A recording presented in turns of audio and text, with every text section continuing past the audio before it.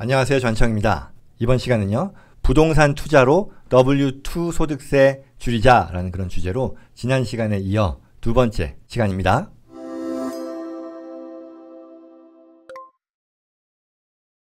지난 시간에 무슨 얘기를 했냐면요. 우리가 부동산 투자를 통해서 내가 벌어들이는 어떤 액티브 인컴, 사업소득이 됐건 근로소득이 됐건 여기서 발생하는 소득세를 줄여보자라는 거였는데 아이디어는 이거였었죠.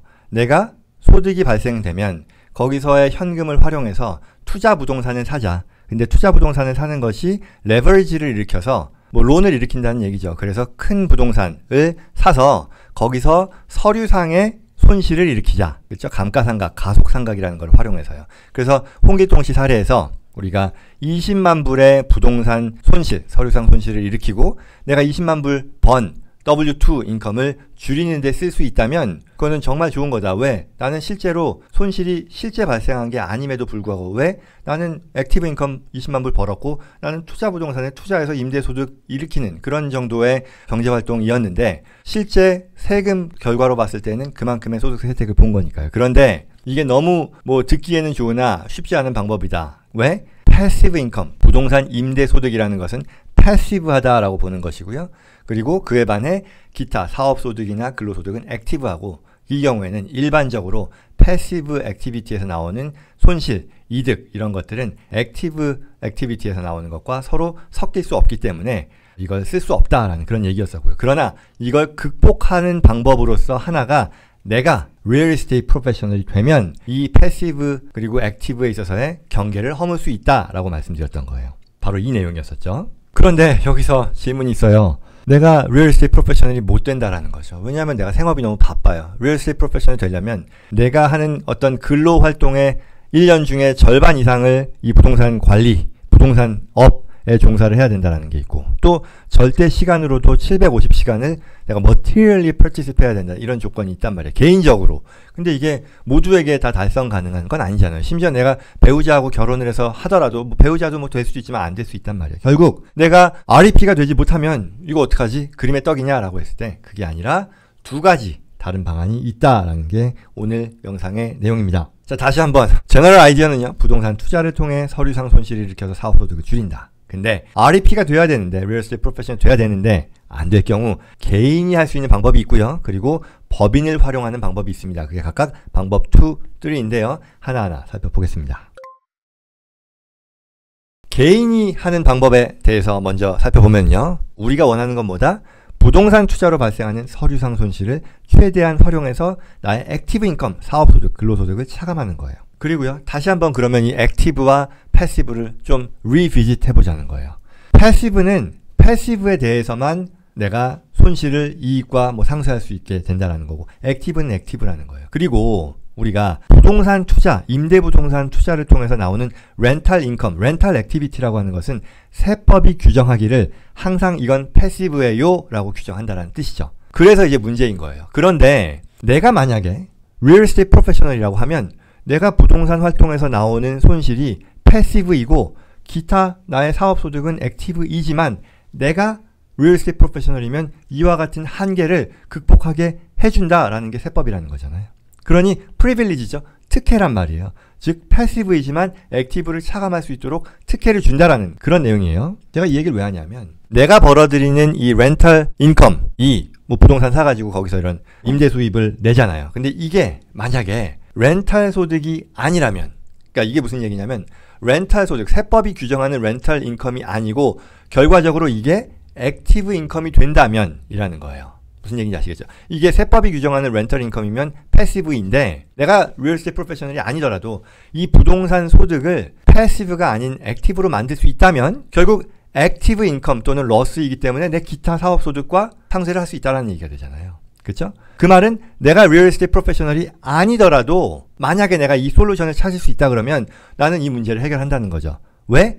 액티브니까 부동산 손실 또 액티브로 만들 수 있다는 얘기니까. 그리고 액티브는 액티브끼리 차감이 될 테니까. 그렇죠? 여기까지 따라오셨죠?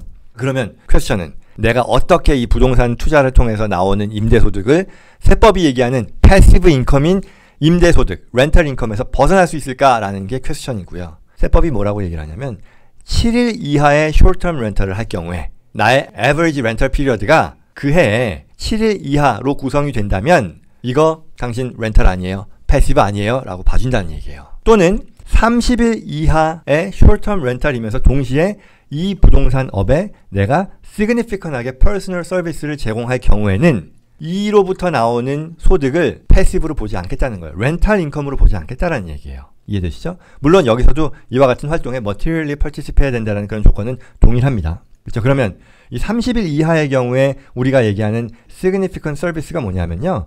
significant 또는 뭐 substantial service라고 부르는데요. 정말 personal service를 하는 걸 말해요. 뭐 예컨대 뭐 transportation, 어떤 단기 임차인에 대해서 에어포트 픽업을 한다거나 drop-off 서비스를 해준다거나 아니면 뭐 데일리로 클리닝 서비스를 해준다거나 laundry, 뭐 세탁을 도와준다거나 concierge, 이런 숙박하는 사람들에게 이런 서비스를 제공하는 거죠. 심부름하는 거죠. 그리고 food and beverage 서비스를 제공한다거나 이런 거죠. 어떤 게 있을까요? 호텔, 전형적이겠죠. 호텔업이 여기에 딱 들어갈 거잖아요.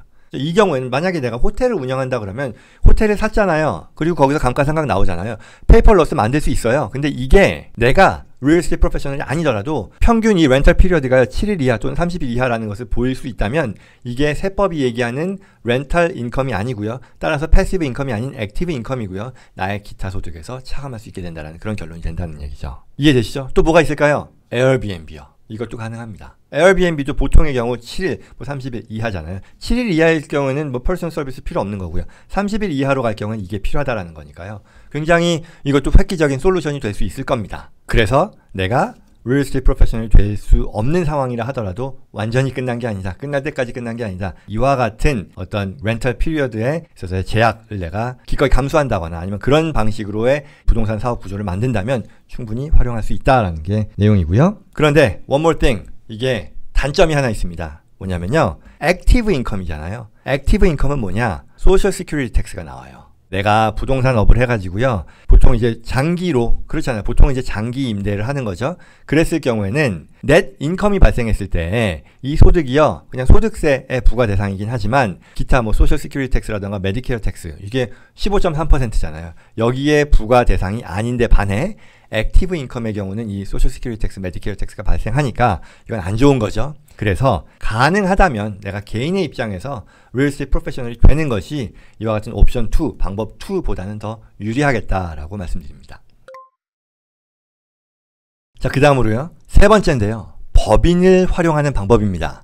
이건 언제 활용할 수 있을까요? 당연히 내가 개인적으로 리얼 에스테이트 프로페셔널이 되지 못하는 경우를 말할 것이고요. 그리고 또한 앞서 얘기했던 그런 숏텀의 어떤 렌탈 비즈니스를 하지 못하는 그런 경우도 해당이 되겠죠. 그러면 이제 법인을 설립해서 한다는 것이 어떤 의미냐? Closely Held C Corporation이거나 아니면 Personal Service Corporation이 되면 된다라고 얘기합니다.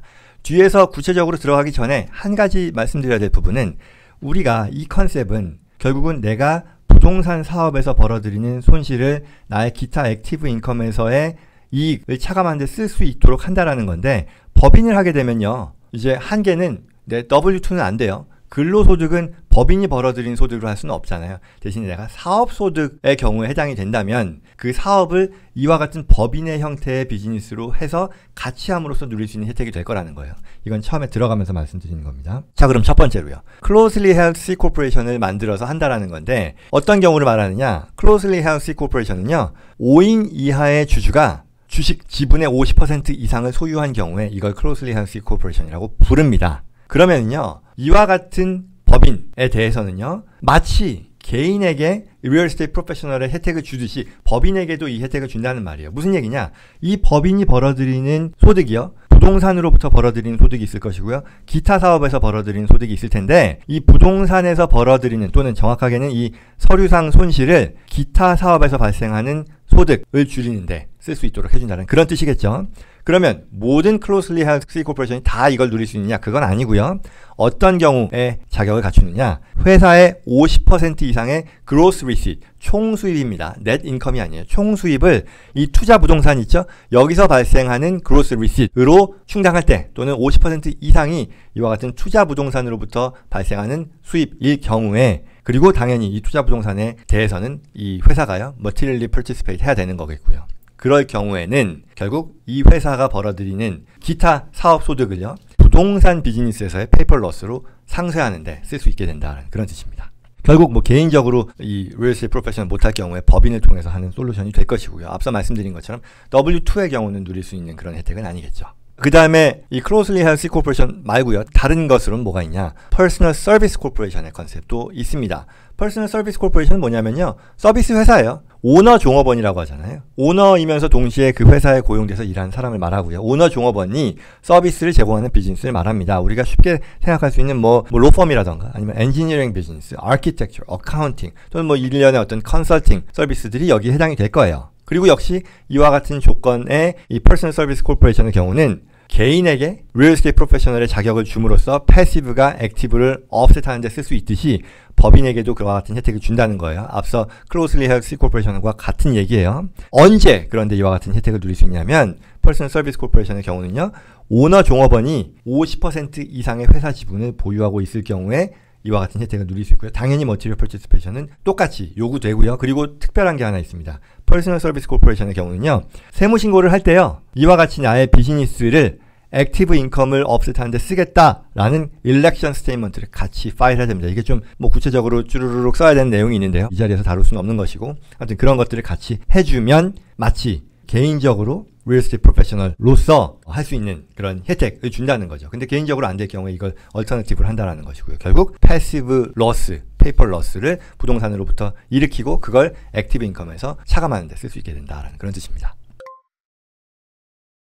자, 여기까지입니다. 그럼 좀 정리를 해보면요. 다시 홍길동 씨로 가서요. 고임금 또는 사업가예요. 금년에 내 비즈니스를 통해서 월급을 받건 뭐 사업소득이건 20만 불 벌었다는 거예요. 소득세 걱정된다는 거죠. 솔루션 뭐였냐면요. 내 돈 10만 불, 40만 불 론 내서 50만 불짜리 투자 부동산을 구입하고요. 여기서 감가상각, 가속상각이라는 것을 일으켜서 20만 불만큼 뭐 임대 수익과 기타 실제 발생 비용은 그냥 똔똔이 됐다고 치고 나의 페이퍼 러스, 서류상 손실 20만 불을 일으켜서요. 나의 액티브 인컴과 차감하는데 액티브 인컴을 줄이는데 쓸 수 있게 된다라는 것이고요. 이러기 위해서는요. 세 가지 방법이 있었던 거예요. 첫째, 리얼 에스테이트 프로페셔널이 되거나 아니면 그 숄텀의 룰을 지키거나 아니면 그 둘 다 아니었을 경우에는 법인화를 통해서 솔루션을 꾀해보라라는 그런 얘기였습니다. 자, 제가 마지막으로 이걸 한번 준비해 봤어요. 좀 머리를 굴려서 고민을 해봤는데요. 이게 플로우 차트예요. 내가 개인인데요. 질문을 하는 거예요. 리얼 에스테이트 프로페셔널이냐? 될 수 있느냐? 라고 했을 때 답이 yes면은요. 제일 좋죠? Passive Activity Limit이라는 것이 적용되지 않으니까 좋은 거죠. 무슨 말이냐? Passive Activity Loss라 해도 액티브 인컴으로부터 이걸 줄이는데 제약 없이 쓸 수 있다는 거니까 좋은 거죠. 근데 만약에 이게 그렇지 않다. 여기 no가 빠졌는데요. 내가 Real Estate Professional이 되지 못한다라고 하면요. 내가 법인화를 할 수 있는지에 대한 질문을 하는 거예요. 그리고 그에 대한 답이 만약에 no라고 하면요. 앞서 short-term 룰이 있었죠. 7일 이하 또는 뭐 30일 이하 플러스 뭐 significant service가 있었죠. 이걸 물어보고요. 그리고 그에 대한 답이 yes, 할 수 있다 그러면 똑같이 제약 없이 활용할 수 있다는 게 되겠죠. 그게 아닐 경우는 뭐 안 됩니다. 우리는 Passive Activity Loss의 적용을 어쩔 수 없이 부담해야 된다라는 거고요. 근데 법인화가 가능하냐에 대해서 답이 yes예요. 할 수 있다라고 하면요. 내가 그 서비스가 퍼스널 서비스 코퍼레이션으로 만들 수 있느냐라고 해서요.